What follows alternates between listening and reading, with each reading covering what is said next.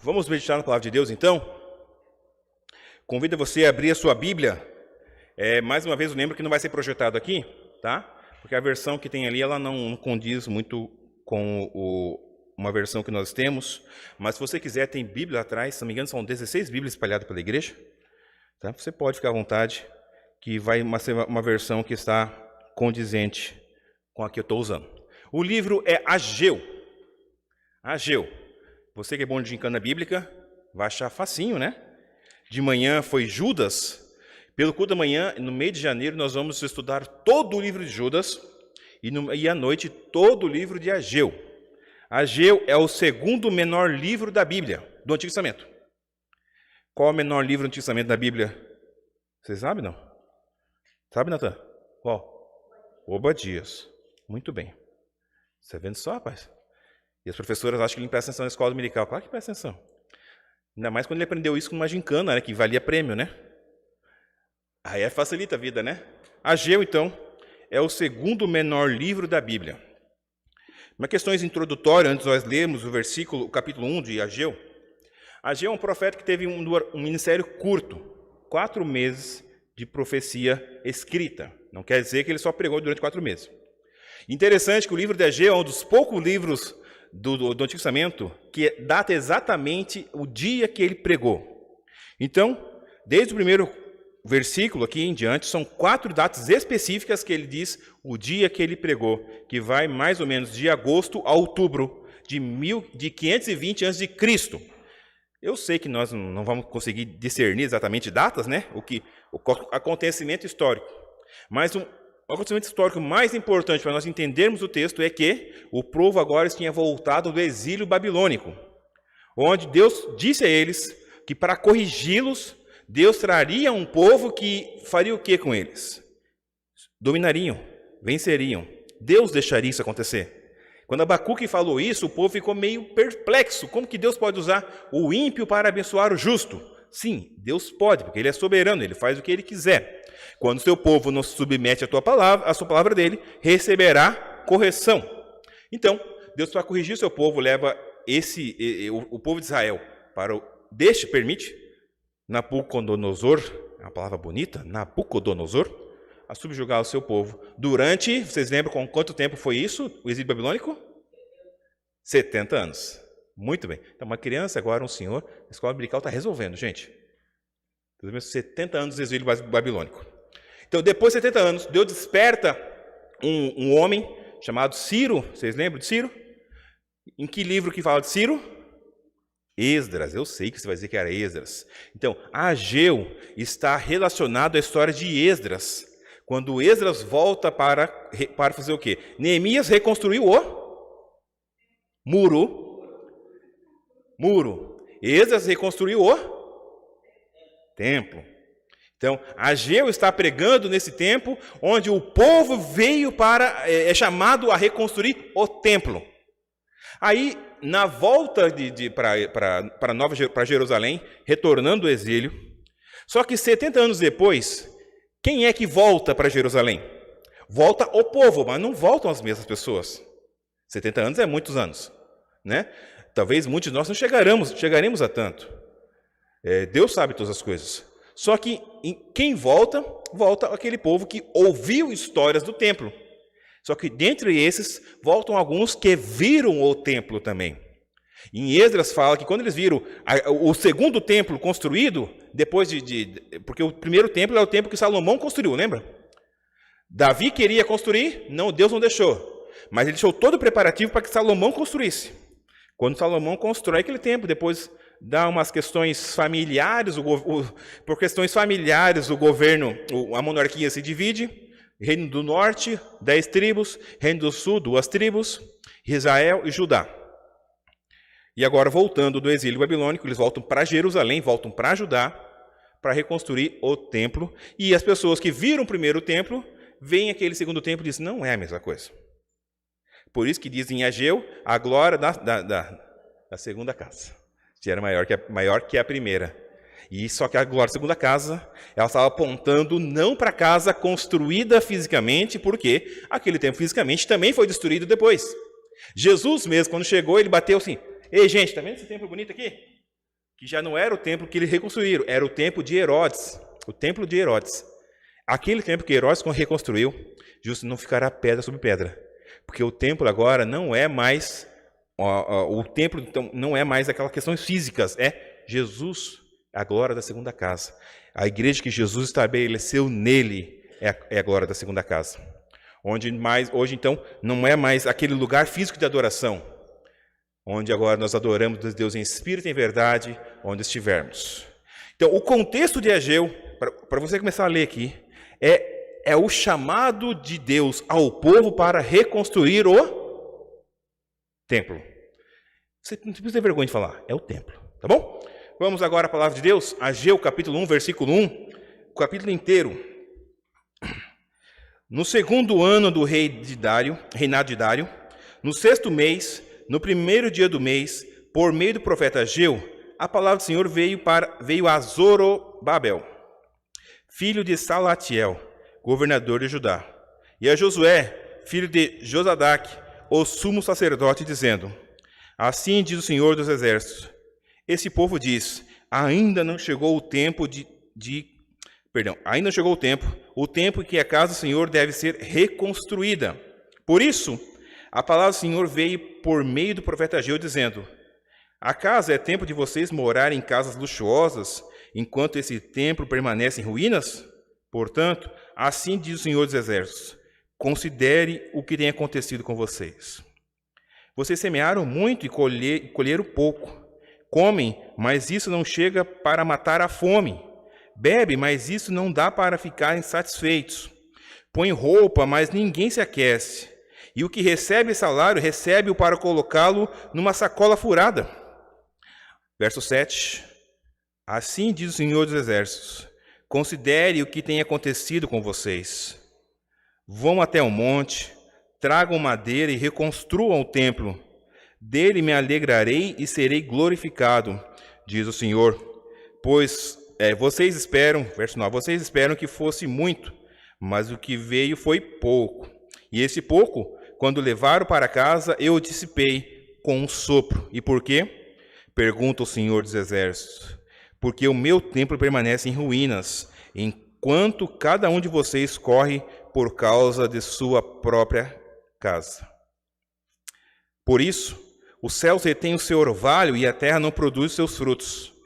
Fiz vir a seca sobre a terra e sobre os montes, sobre o cereal, sobre o vinho, sobre o azeite, sobre o que o solo produz, sobre as pessoas, sobre os animais e sobre todo o trabalho das mãos. Verso 12. Então Zorobabel, filho de Selatiel, e Josué, filho de Josadaque, o sumo sacerdote, e todo o remanescente do povo atenderam a voz do Senhor, seu Deus, e as palavras do profeta Ageu, as quais o Senhor, seu Deus, havia ordenado que ele dissesse. E o povo temeu diante do Senhor. Então Ageu, o enviado do Senhor, falou ao povo segundo a mensagem do Senhor, dizendo: eu estou com vocês, diz o Senhor. O Senhor despertou o espírito de Zorobabel, filho de Selatiel, governador de Judá, e o espírito de Josué, filho de Josadaque, o sumo sacerdote, e o espírito de todo o remanescente do povo. Eles vieram e começaram a trabalhar no templo do Senhor dos Exércitos, seu Deus. Era o 24º dia do sexto mês do segundo ano do reinado de Dario. Amém? Gente, projetos. Projetos. Quando nós fazemos projetos, certamente você planejou alguma coisa para 2023. Se você vive ao Deus dará, você está vivendo da forma que Deus não quer. Deus nos chama a fazer projetos. A Bíblia toda mostra um projeto de Deus para o seu povo. Desde o primeiro haja luz, Deus tinha um projeto. Ele estava operando um plano determinado. Deus não criou o mundo para ver o que ia dar. A Bíblia fala, por exemplo, que os salvos são salvos antes da fundação do mundo. O cordeiro foi morto antes da fundação do mundo. Deus já determinou no seu projeto o que acontecerá no futuro. Ele não esperou nós decidirmos ou que viu o que ia dar no mundo para ver e ia trabalhando. Deus não trabalha com plano B, ele tem um projeto plano A, e isso é esse plano que ele realiza. E todos nós temos uns projetos.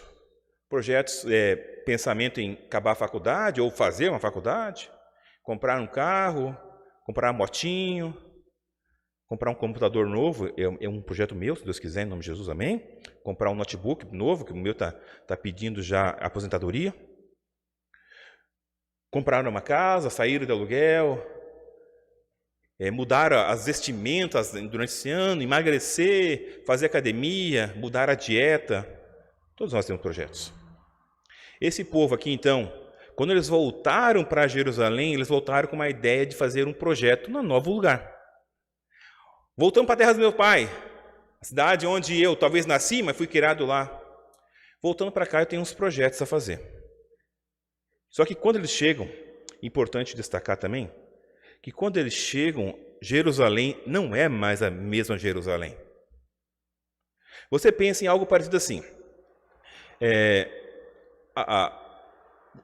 Depois da Segunda Guerra Mundial, ou agora a guerra mais recente, a guerra da Ucrânia e da Rússia. Você pega aquela cidadezinha na fronteira entre Ucrânia e Rússia, principalmente o lado da Ucrânia. O que era aquela cidade há 2 anos atrás? O que é agora? Vocês já viram foto no Google disso? É triste de ver. É triste de ver. A Márcia botou uma foto para mim esses dias da enchente, ela lembra? Quando você vê a cidade assim linda, maravilhosa, aquele sol batendo, as folhas verdinhas assim, uma semana depois você vê está cheio d'água. E os projetos que fizeram? O projeto que a família fez, foi tudo? Acabou-se. Esse povo, quando ele volta para Jerusalém, ele volta com um projeto, uma ideia. E eles trabalham firme nisso, por um certo tempo. Eles voltam e Deus chama eles, Esdras dirige o povo para reconstruir o templo. E esse povo vai lá e, dá-lhe trabalhar, vamos fazer o templo. Lança o fundamento, é importante. Só que nesse trabalhar para lançar o fundamento e ver o templo reconstruído, aparecem coisas que dificultam a caminhada. Porque, veja, muitas vezes nós pegamos Ageu e começamos a apontar o dedo para não, eles não fizeram nada, são preguiçosos, só buscaram o seu bem prazer, eu sei, fizeram isso mesmo. Só que tem que entender que eles não tiveram vida fácil para trabalhar num projeto que Deus tinha dado para eles. Vieram os samaritanos querendo interromper o templo, a construção do templo. Vieram o seu próprio povo da discussão interna. Leia Esdras, você vai ver que tem um tal de, como que é? Sambalate. Sambalate, qual é o nome do outro? Você que procurou o nome de menino esses dias? Ninguém lembra. É um desafio para a semana que vem, então. Isso, Tobias Sambalate. Sambalate Tobias. Você que procurou o nome para menino esses dias, é um nome bonitos aí, né? Então, são gente que se levantaram para tentar acabar com o templo. A Bíblia não fala qual foi o prazer de fazer isso. Mas algum prazer eles tinham de querer acabar com os planos que aquele povo tinha. Ganhar alguma coisa com isso? Nada. Eles foram além das consequências mais extremas. Eles chegaram a envolver governo nisso, governadores. Chegaram a mandar cartas falando mal daquele povo que estava apenas fazendo a vontade de Deus, o que Deus tinha botado no seu coração. Passou-se um tempo, então. Eles não diferente de nós. Depois que você pega um projeto, começa a trabalhar. Está indo bem. Passou um certo tempo, começou a desandar. Começou, parece que está dando murro e ponto faca, não vai mais. O que você faz com esse projeto? Você engaveta, não engaveta? Você diz, eu vou fazer um dia, mas eu acho que não é o momento. Você ainda fala assim, eu acho que Deus está mandando eu não fazer agora. Eu acho que não é da vontade de Deus. Imagine esse povo agora, dentro, querendo reconstruir o templo, e ver tudo isso acontecendo, e o que eles pensam? Não, vamos engavetar esse projeto. Veja bem, talvez nós tenhamos entendido o errado o tempo de Deus. Talvez é uma ideia boa, mas não é para agora. Vamos deixar para o futuro. Sabe por quantos anos eles engavetaram o projeto? Entre 14 e 16 anos. A data, não dá para precisar a data. Mas em torno de 15 anos, então, pegar a média. 15 anos um projeto engavetado. Um projeto de reconstruir o templo, o lugar de adoração a Deus. E por que é importante reconstruir o lugar de adoração a Deus? Nós temos que lembrar qual era a importância do templo no Antigo Testamento. Hoje nós temos a casa aqui que alguns chamam de templo, né? Vamos usar o templo da Betel, adorar. O templo de Salomão ali. Por favor, Cláudio, de volta, deu. Arranca ali o cabo dessa caixa de som aqui, por favor. Traz ela o cabo aí, que essa caixa já tem que... lá atrás dela tem um cabinho, tira aí. Que ele já pediu aposentadoria já.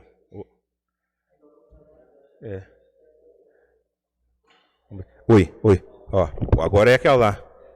Misericórdia, gente. Agora mudou. Oi? Tira de lá também.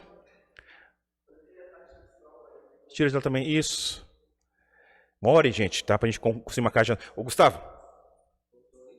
Oi, não, pode tirar. Senão ele vai e volta. Estão novinha, gente. Não tem 30 anos. Foi? Tá, então vocês vão ouvir aqui, só que vai estar na transmissão, vai estar passando lá, tá bom, gente? Então, 15 anos um projeto engavetado. 15 anos guardado. Nesses 15 anos, trabalhando numa terra ruim. Vocês lembram o Salmo 126? Ele fala assim, aquele que foi semeando e chorando, lembra? Por que semeando e chorando? Já expliquei algumas vezes aqui. O Salmo 126 é o cântico do povo daqueles que voltaram do exílio. Agora eles têm feijão. Sabe? Tem o feijão aqui. Se eu plantar, eu não como. E se eu comer... Essa é a situação dele quando eles voltaram. A gente tem que entender o contexto deles. A terra já não... Assim, igual a terra da Ucrânia. Aquele campo verdinho não tem mais, foi destruído. Os babilônicos, eles não apenas subjugavam o povo, ele acabava com tudo, tirava qualquer esperança de alguém voltar para a terra e reconstruir aquilo por si só. Esse era o contexto deles. Agora engavetaram um projeto durante 15 anos. Algumas vezes nós também fizemos isso. Quem nunca engavetou um projeto? E lembrando que eu vou voltar, qual era a importância do templo no Antigo Testamento? O que o templo de Salomão representava? Vocês lembram qual foi o motivo que levou Davi a querer construir um templo? Abre sua Bíblia aí. Exatamente. Muito bem, meu irmão. Davi olha assim, sentado no seu trono, olha para tudo aquilo que ele tem e diz, como pode eu viver nessa mordomia e Deus não tem um lugar para ele? E 2 vezes aparece isso em Crônicas, em 1 Samuel. Não, 2 Samuel, capítulo 7. Ele olha assim, qual era o objetivo então? Era de colocar um lugar que representasse a presença de Deus. Não que fosse a presença de Deus, mas que representasse a presença de Deus. Um lugar físico, onde o povo pudesse olhar e adorar. Até hoje, os judeus eles se viram para Jerusalém para adorar, não viram? Você percebe, tem um jogador de futebol que faz gol, por exemplo, eles olham assim, opa, é para lá. E vira-se. Então, como Daniel fazia. E Daniel também é um que viveu durante o exílio. Ageu é algo depois. Então, Daniel conta o exílio. Sabendo da importância que tinha o templo e virar para Jerusalém. A importância que eles tinham do templo. Que o templo representava não apenas a presença de Deus, mas toda a vida que eles tinham. Porque toda a vida era movida pela presença de Deus. Era preciso a presença de Deus para ir. Isso desde lá de Moisés. Veja então que Moisés, durante o tempo de Moisés, foi botar tabernáculo. Mas tabernáculo não era um lugar físico, mas era a presença de Deus. Davi queria um lugar para Deus e não pôde construir, mas deixou todo o preparativo para que o projeto fosse concretizado. Em Salomão, foi concretizado o projeto e Deus abençoou aquele lugar. Se mostrou, derramou a sua glória, como aqui é o lugar onde eu vou habitar. Só que o pecado do ser humano fez perder-se tudo isso. Esses irmãos agora estão com um projeto, então. Qual era a extensão do projeto deles? Era restaurar o símbolo da presença de Deus naquela terra destruída, naquela terra já que não manda mais leite e mel, não tem mais água para beber, talvez, não tem mais o arroz e o feijão do dia a dia, não cai mais maná do céu, mas precisamos restaurar a presença de Deus. Qual é o projeto, então, que eu estou tentando trazer para nós hoje? Que é importante nós lembrarmos. A mesma ideia que eles tinham. O projeto que nós precisamos restaurar, e muitas vezes a igreja, como igreja cristã, precisa restaurar. é o lugar de Deus no meio da igreja. Onde Deus está no meio da igreja? Quais são as nossas prioridades? Quando nós levantamos pela manhã, quais são os projetos durante o dia? Se o projeto não for glorificar a Deus, já erramos. Obrigado, minha irmã.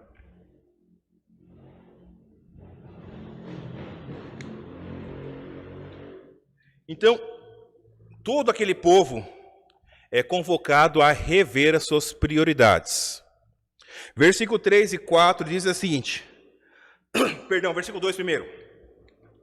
Assim diz o Senhor dos Exércitos.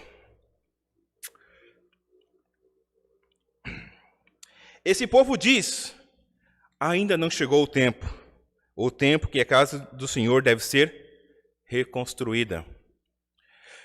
15 anos com o projeto engavetado, eles não é tempo ainda. Acho que dá para esperar um pouquinho mais. Dá para... Veja, eu acho que dá para aproveitar mais a minha vida agora. Se eu começar a dedicar a minha vida para Deus, vou ter alguns compromissos que são, sabe, que eu não queria ter. Eu vou ter que mudar meu domingo à tarde. Domingo à tarde tem futebol. Eu tive um caso de alguns irmãos aí que não vinham no culto porque tinha jogo de Flamengo. No horário do culto, gente. Sabe? Vou ter que mudar a minha agenda, meu horário de descanso. Vou ter que acordar mais cedo. Vou ter que compromisso. Eu não quero ter compromisso. Dá para segurar, porque não é tempo de fazer isso ainda. E Deus diz o que para eles, versículo 4? Acaso é tempo de vocês morarem em casas luxuosas, enquanto esse templo permanece em ruínas? Versículo 5, olha só. Portanto, diz o Senhor dos Exércitos, considerem o que tenha sido acontecido com vocês.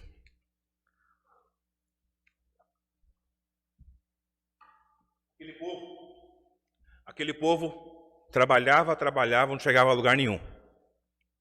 Acordava às 6, começava a trabalhar às 6, ia dormir até às 10, virava madrugada, perdia sono, não tinha resultado. Não quer dizer que isso vai trazer direto para nós, gente. Não podemos jamais pegar o texto de Ageu e aplicar direto na nossa vida. Não é isso. Tem um princípio a ser entendido aqui. Qual é o princípio que Deus quer ensinar para eles? E do correr do texto em diante vai dizer isso. Do versículo 5 aqui, até o 11, Deus chama eles a repensar as prioridades. Dentro do seu projeto de vida, quais são as suas prioridades? Deus pergunta para eles. É tempo então de você viver do bem e do melhor. Você usufruir o melhor da terra e não usufruir do melhor que eu posso te dar? Ter o melhor da terra não é ter o melhor de Deus. Você pode morar em palácio e ter a alma de um mendigo espiritual. E o contrário pode ser verdade. Você pode morar na rua e ter constantemente a presença de Deus no seu coração.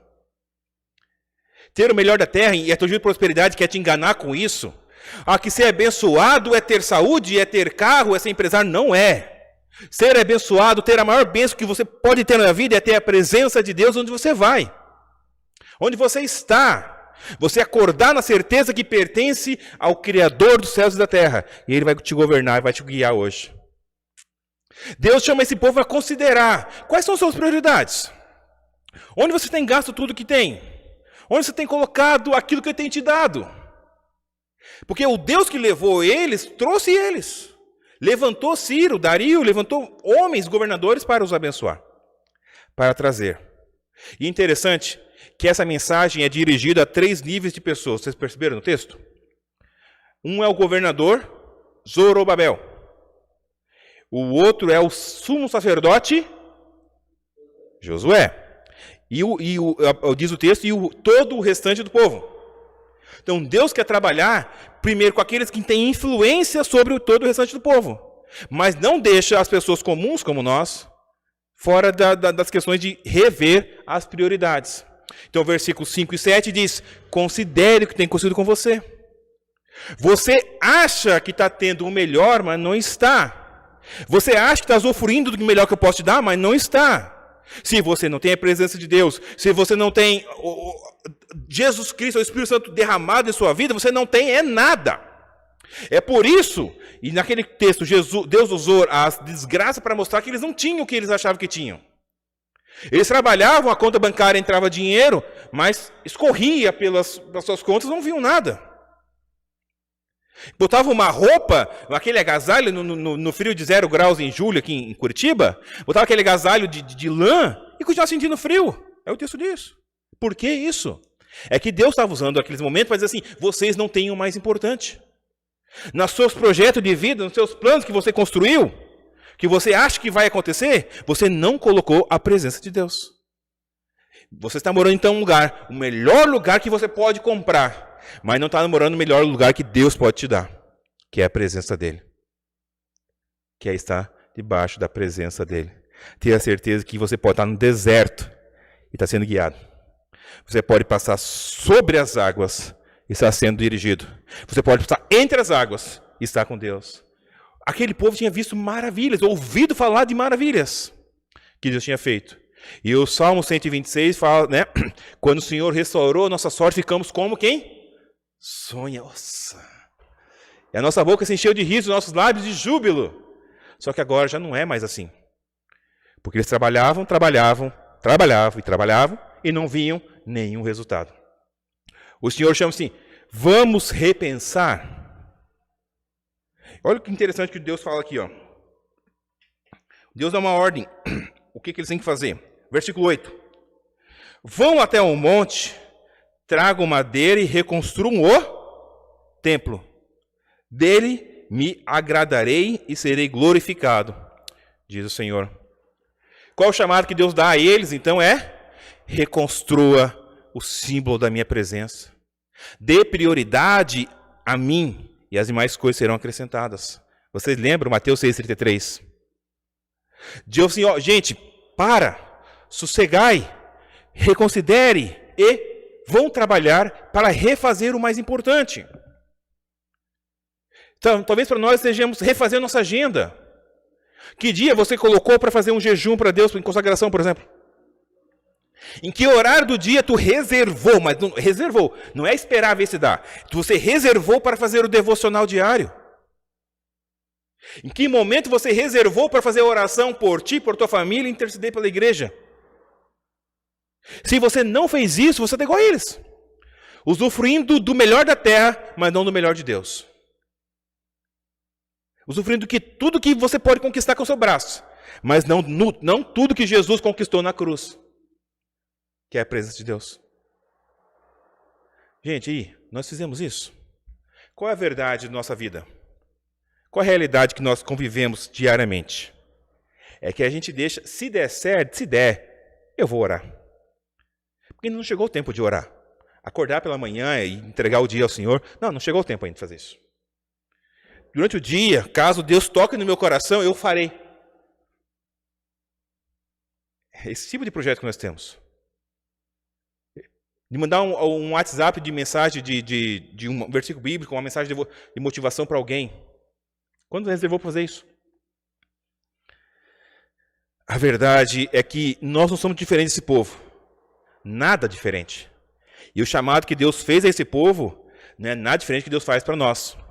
Reconsiderar, rever os projetos e trabalhar para mudar. Só que o nosso trabalhar aqui é chamado ao arrependimento. Quando Deus diz, vão e façam, se arrepende do que você tem feito, gente. Filhos, governador, sacerdote, povo, se arrependam de você não priorizar a minha presença. Esse é o chamado que Deus tem para nós hoje. Tinha para eles lá. E qual a resposta que Deus espera de nós hoje? É a mesma resposta que Deus ouviu deles. Versículo 12. Versículo 12 do que? Então, Zorobabel, filho de Salatiel, e Josué, filho de Josadaque, o sumo sacerdote, e todos os remanescentes do povo atenderam a voz do Senhor, seu Deus, e as palavras do profeta Ageu, as quais o Senhor, seu Deus, havia ordenado que ele dissesse. E o povo temeu diante do Senhor. Então Ageu, o enviado do Senhor, falou ao povo, segundo a mensagem do Senhor, dizendo, O que que Deus disse?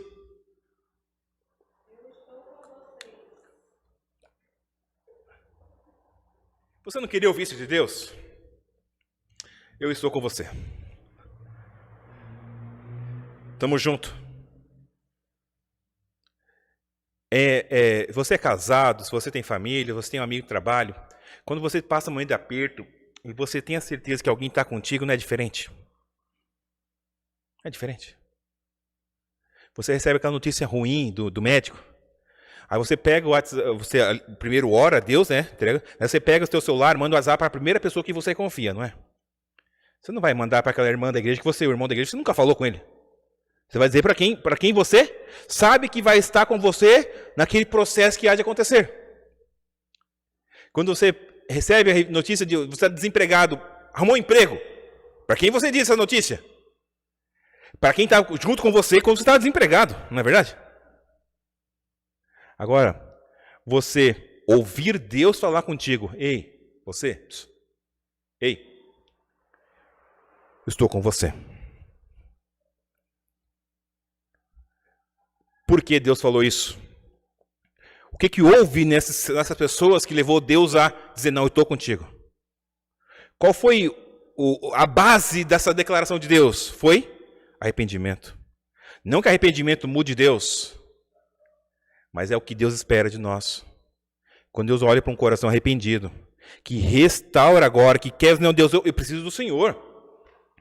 Sabe, eu não sei como eu vivi tanto tempo sem isso. Como que eu andei por aí, trabalhei sem orar?